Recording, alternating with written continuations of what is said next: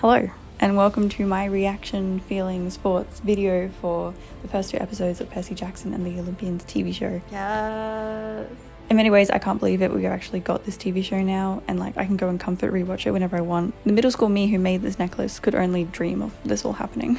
First of all, let's do some immediate and overall thoughts on the TV show. This is a really good and satisfying adaptation of the books. I am so happy as a book fan that this was adapted so well. You can tell a lot of love went into the show, and knowing a bit about the cast and the directors and Rick Riordan's own engagement in it, I was not surprised by that, but I was so glad to see it displayed on screen in the way it was. Everyone in the cast embodies their characters so well, all the way from our golden trio of Percy, Annabeth and Grover to Luke and Clarice, and even just the extras in the background, those kids were focused. Walker is amazing as Percy. When Rick has been saying in interviews that Walker has Percy's voice, he was 100% correct. The way he's been able to pull off the sarcasm and wit and way that Percy talks back to people has been amazing to see.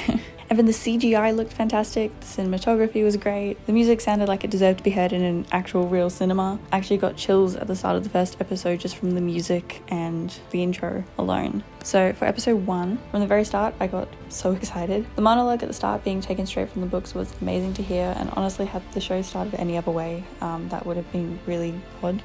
When young Percy was cast so well, and so was Sally, I truly do not care that they don't look like what they look like in the books, and that goes for all the cast, and I refuse to hear anything negative about anyone's appearances. This show is clearly an entity of its own which can coexist with the books, so I will not hear any slander about their appearances that literal children cannot control, nor should have any reason to want to change. So then in general, the first episode I think was paced really well. It was really well written, edited, everything. I wasn't bothered by any of the slight adjustments for the TV series, but some did catch me off guard. After the incident with Nancy and Mrs. Dodds, where they're in the principal's office and Grover says Percy pushed Nancy, for example, struck me as odd, and the same for my friends. We were all just kind of like, wait, no. It felt weird to associate Grover with the word betrayal, if that makes sense. But as we later on see, it was necessary for Percy's own good. And when I was thinking about this, it's not like Grover doesn't ever lie to Percy, because he did. For the entire year of the first book, he was lying about there not being a Mrs. Dodds, even if Percy knew he was lying. This lie was a brief one, and it was for his own good.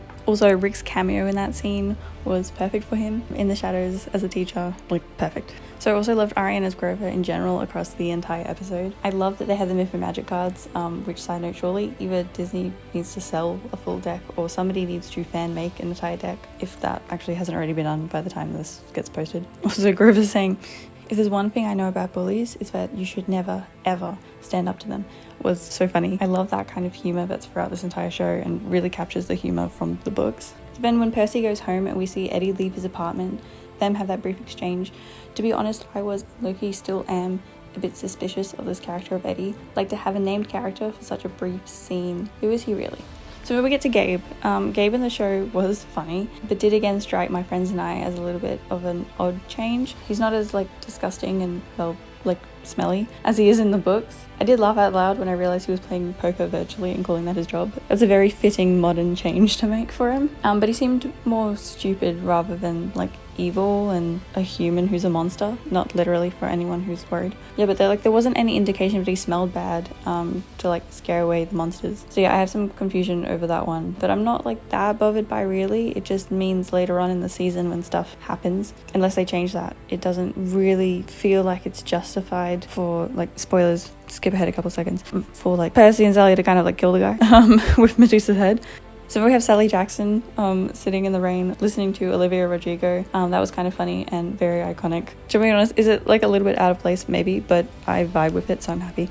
And in general, Sally Jackson in this was a huge standout. I love that they gave her even more agency than in the books, which she already had, but I think for a TV show they had to do it differently. I think they had to make her more vocal than in the books, where she's a lot more subtle with the ways that she stands up to things and stands up to Gabe, and they had to make her more vocal because in a visual medium people might miss the subtlety of her performance and start criticizing her, so it's easy just to make her stand up to him so vocally. But as a book reader, seeing that, you're just oh my gosh, is he gonna attack her? It did seem a lot more like she was around a baby rather than a horrible person when it comes to Gabe. And then also when she mentioned the D'Angelo's Italian sandwich shop, I sat straight upright. That was a really fun Easter egg It probably won't have any implications for the plot, but I think that was a very nice nod. And then the little beach cabin in the place that I'm not even going to try and pronounce with my accent. That was so nice. And seeing the dynamic between Percy and Sally too. Even with just one episode so far, they felt 100% like mother and son. The car chase with the Minotaur and eventually the battle was shot so well as well. Grover casually dropping in the car ride, but he's actually 24, was hilarious. Although having just reread part of the book, I'm up to the Gnome Emporium part. I feel like he was more than 24. I feel like he was 28. Oh, let's not cut this. Let's see. Oh yeah, so we don't have the fates on the bus to start. Okay, you know what? I don't have time to try and find this right now. Somebody in the comments let me know. Is Grover actually 24 in the books, or is he 28 like my memory is telling me he is?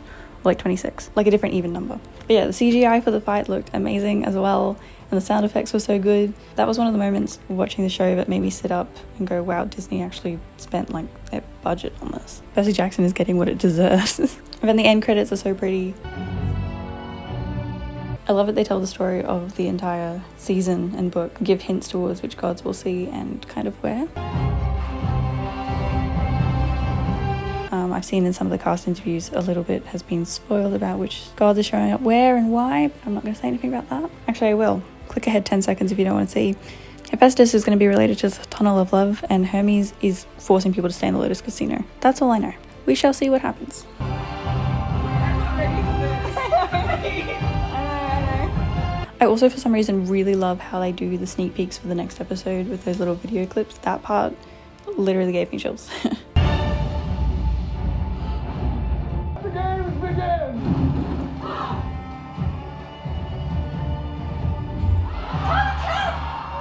Now onto episode 2, which I have a lot more reaction footage for, which I'm sure is what you will actually probably want to see. So first of all, Annabeth, who I'm going to speak a lot more about later, like, she was low-key creepy when she was standing over Percy with her arms folded in the dark with the flashing lights in her first scenes, if you can call them that.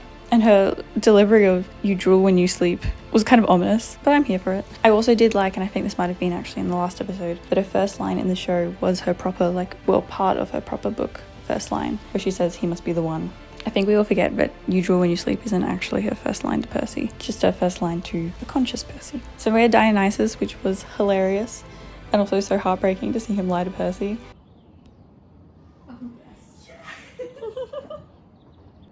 I'm Percy Jackson. I'm new here. Oh, he does have a Coke. Peter Johnson is here! Okay. Listen, the D is for Dionysus. That's Dionysus. They're pronouncing the names. What do you mean, correctly. Dionysus? Baby, he's not I don't here. know how to ask for him, but I think I should see him.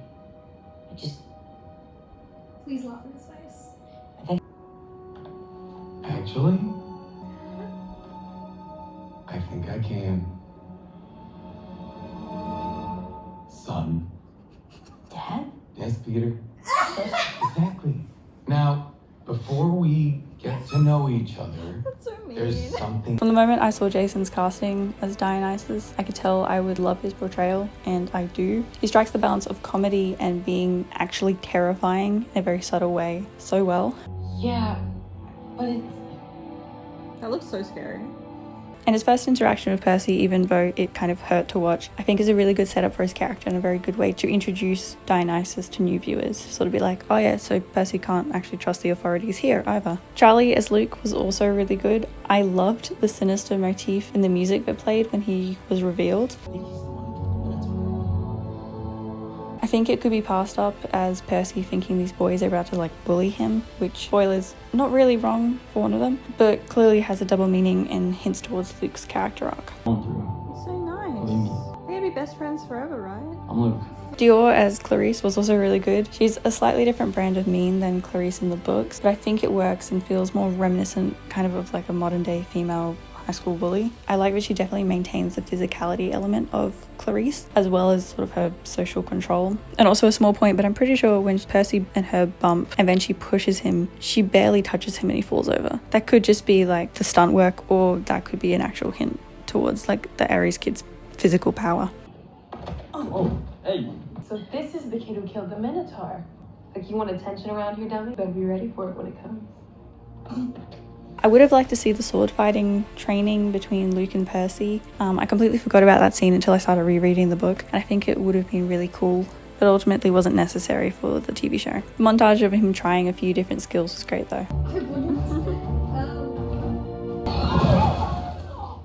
Should I try again? I'll talk about Annabeth a little bit later, but I did really like her short answers to all of Percy's questions in the bathroom scene, which in general that scene was done so well. The special effects, the stunt choreography, it looked amazing. Every new kid shows up here and they think they're special. They look Do you friendly. think you're special?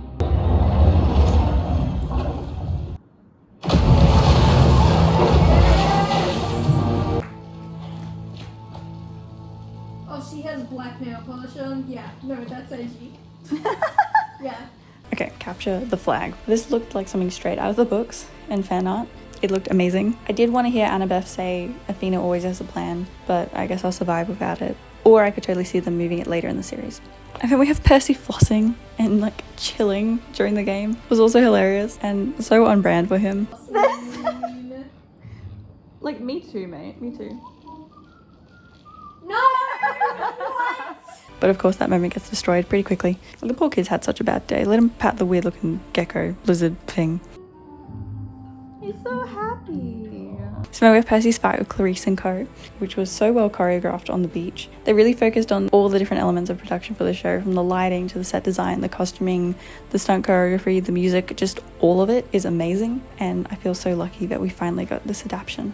I've also heard Walker say in interviews that the fear you see in Percy's eyes when Clarice sees that he's broken her sphere and that she lunges at him is real, like he wasn't actually having to act, or was just that scary. And I think you can definitely see that in the scene. Yes, Percy. Yes. We stand. Yeah. Oh.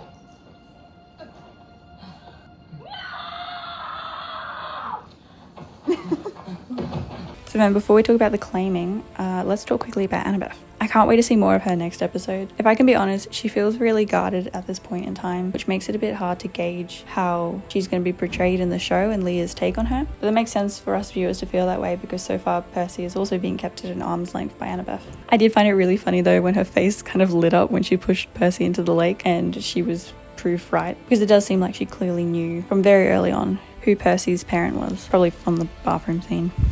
She knows.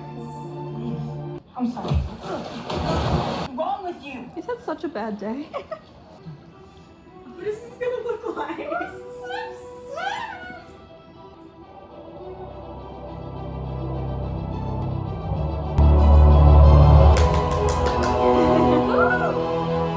Oh, it's literally the logo. Also, I only noticed on my rewatch that the trident being used as the logo in the claiming scene is straight from the logo and kind of the book logo. Not this one though. I've got the weird covers that existed when I was in middle school.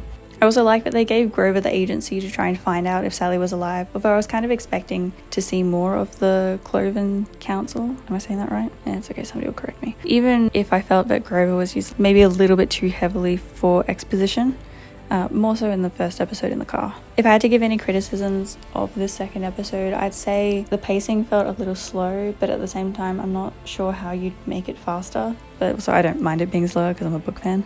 So some more final thoughts. I think Walker's Percy is a lot more angry, which is what he's been saying in interviews that his Percy would be. I also couldn't help but think that it would make him a lot more susceptible to the beliefs that Luke has in the TV series. Perhaps maybe more sympathetic towards him, or maybe it helps us as viewers become more sympathetic to Luke later on. But in general, the show looked absolutely amazing. The lighting and the color grading was so nice, particularly the color grading. I couldn't get over how pretty it looked. It's all got a bit of a cool tone, but also while looking quite homely, and it's just so nice to look at. And also the amount of different kids, actual children. I can just imagine how excited those extras would have been. I'm gonna go back now and try and spot any other Easter eggs throughout the episodes or clues to other characters. I believe the boy with Luke is meant to be Chris Rodriguez, but I can't remember where I saw that, probably on social media on one of Charlie's posts with the actor, although the credits do just call him Chris. But yes, I'm very excited for the next episode with Medusa. I like the touch at the start of the first episode with Sally telling Percy that not everyone who looks like a hero is a hero, in reference to Medusa. But yes, if you watched this far, thank you very much. Please put into the comments your thoughts on the first 2 episodes and what you hope to see in the series, and feel free to subscribe. Now we have to wait a whole week.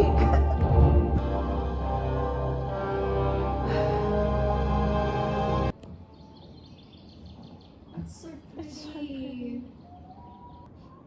I want to live in this house. Can I, like...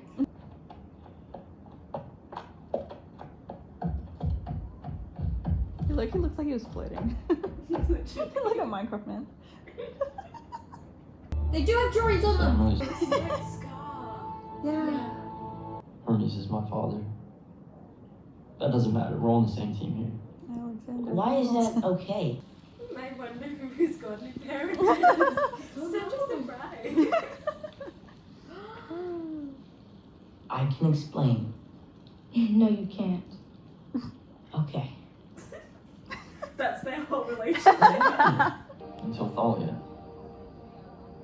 No, Forbidden the kid same attracts trouble. Thalia. Monsters everywhere. Just No. constant It was battle all to up stay to alive. Charlie to decide how to say this. One day And we he picked find Thalia? people hiding in an alley. Yeah. Annabelle. The little drummer kid. Is that Apollo That would be me! Me.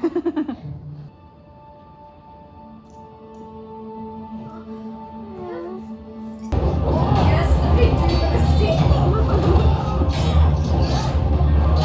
Maybe Maybe. She's like a bit different to the books, but like she works really well as Clarice. Yeah. In my thoughts. I feel like she's No, scarier. Yeah. She's Yeah, I like guess I'm smarter deserve as religious well. role. I hate to be the one to say I'm it. in. Oh, Luke. Oh, baby. Okay, but the whale And your or whatever father's the only corpse hope is- to prevent the outbreak of war I was gonna say nightmarish, but you for know. months now. That's literally the Zeus same and thing. Poseidon